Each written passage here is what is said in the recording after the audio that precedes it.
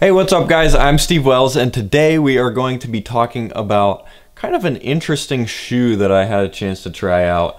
So this one is the New Balance FuelCell Prism. So this shoe is in the same line as like the FuelCell Rebel, so going to have the same type of cushioning in the midsole, but this one's going to have more cushion and also going to be a stability shoe as well. This one's in kind of an interesting category because there isn't too much in terms of competition here.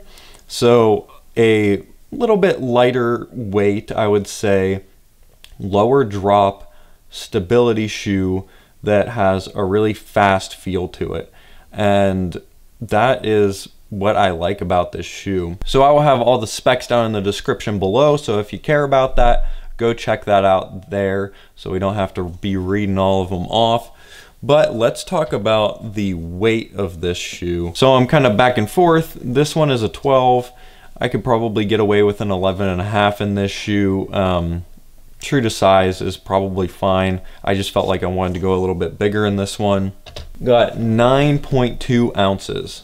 So if we compare that to something like the Hoka Arahi, which is almost kind of the same category, not really, but that one is 10.2 ounces.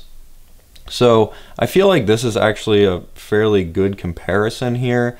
Going to have more cushion, softer cushioning in the Arahi, and definitely a lighter weight, more responsive feel in the Prism here, but going to have kind of similar, like non-traditional type of stability in the two shoes. So I think a really good pairing, if you liked one of these shoes, would be like the Arahi for your longer runs and the Prism for kind of shorter, faster stuff. Before we get into more information about this shoe, head down into the description. On my Patreon page, starting at $1 a month, I will have early access to most of my videos on there. So if you like the content that I'm putting out, if you want to support the channel, be sure to head down there. But without further ado, let's get into the pros of the New Balance FuelCell Prism. So my first pro is the stability that they have in this shoe.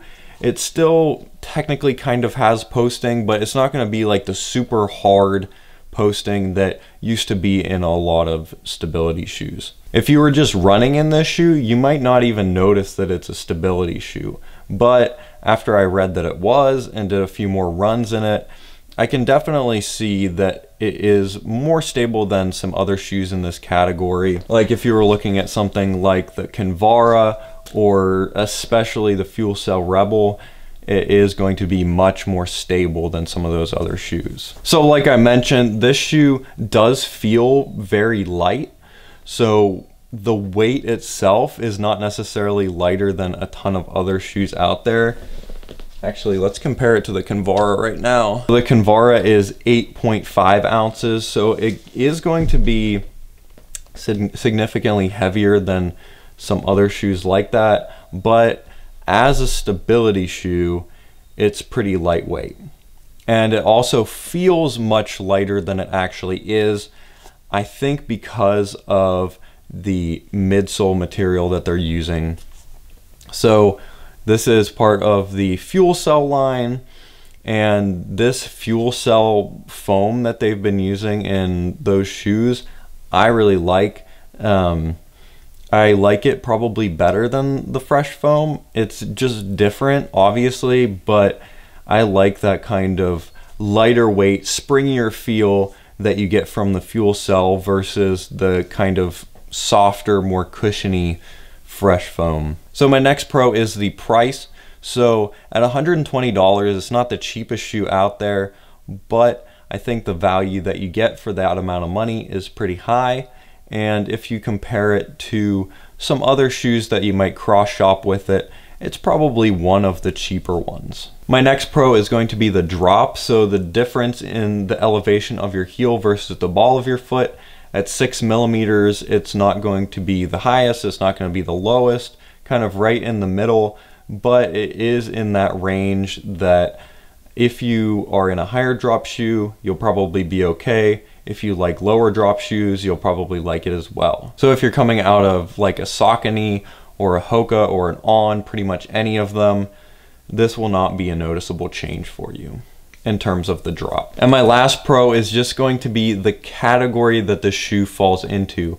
So with that lower drop, with the stability, with that faster feel, there aren't too many shoes that are in this category, and I think that it's kind of an important category to have. No matter what your opinion on stability shoes is, some people just feel more comfortable in them, and I think that that is where this shoe shines. If you want a stability shoe and you want something that you can go a little bit faster in, this is pretty much one of your only options. Maybe if I looked it up, I could figure out some other options, but you have this, the Saucony Liberty, maybe the Cloud Flyer, if you consider that. The Launch GTS is going to be a higher drop, so not that one. But this is a category that I think is cool, and I feel like there should be more shoes in it. My next pro is this heel counter here. So while I do have an issue with some of the heels that look like this, for example, the Clifton, I don't have a problem with other ones like the Pegasus or the Carbon X or something like that. This one is well designed in my opinion. It helps, you can really just slip your foot right in there without a problem when you're putting it on. It doesn't poke into your Achilles like I was noticing in the Clifton, and actually I would say causes less problems than even more traditional heel counters. So let's get into some cons about this shoe. My first con is this tongue.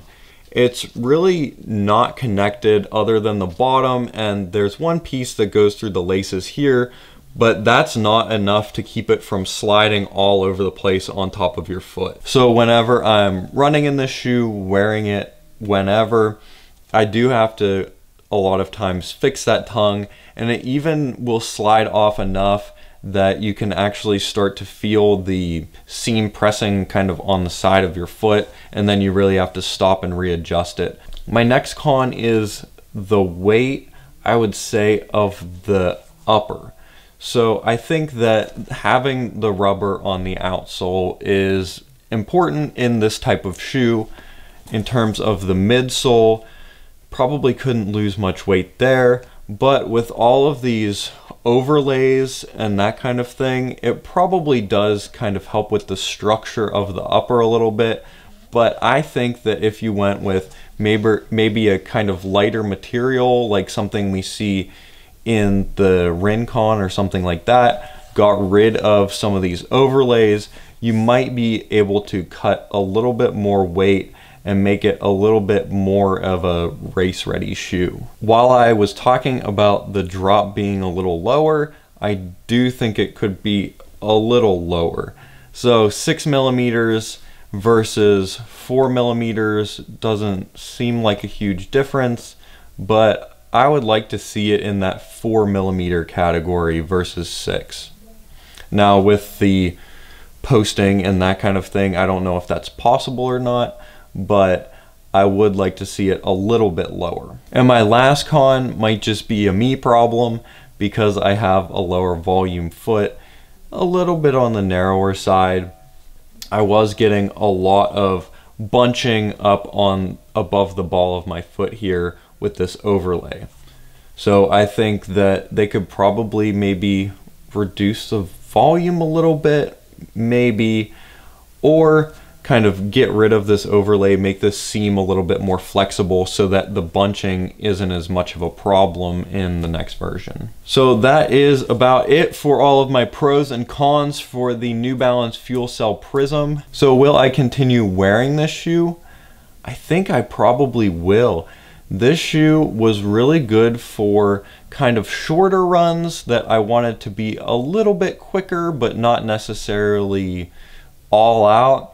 So if you were wearing this for maybe like 3 to 6 mile runs where you weren't going super hard and doing like 400 repeats or something, but you also weren't doing like 10 plus miles, I think that this is a really good shoe for it. It gives you enough protection from the ground that you're not feeling every little pebble that you step on, but also isn't going to be cumbersome like carrying a mattress around with you everywhere you go. It'll let you go fast if you want to, it'll let you slow down if you want to, and that kind of versatility is something that I really like to see in a running shoe. So I hope this video has been helpful. Be sure to leave any questions you have in the comments down below. Be sure to like and subscribe. Check out my Patreon account while you're down there, and I will talk to you guys next week.